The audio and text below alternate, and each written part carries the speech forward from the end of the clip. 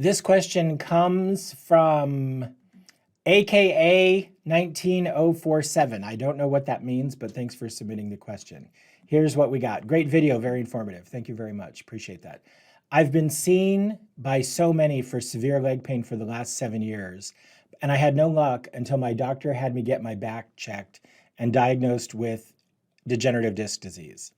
That has led into spinal stenosis.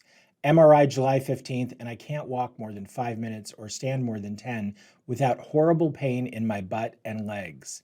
I'm only 54 and shouldn't have to be thinking about losing my job and my ability to function. It's making my life very hard to continue.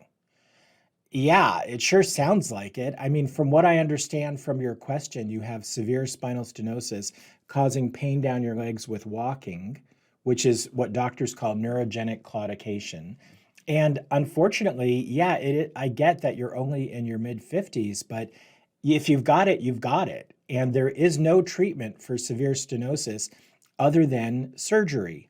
Laminectomy for decompression of the stenosis is the only option for reversing it. And you got to do something because it tends to only get worse.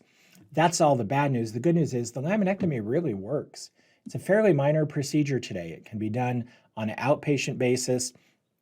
I recommend that you find a spine surgeon who does that through a tube, which is a minimally invasive approach to laminectomy, and you can expect a good result. You don't have a ton of options. You're only 54. Another way it's natural to think, oh, I'm too young to be having spine surgery. But the reality is spinal stenosis progresses. You're too young not to have it. If you don't get this done soon, you're going to get into, at some point, neurological damage to control the nerves that control the bowel and bladder, which can't be undone.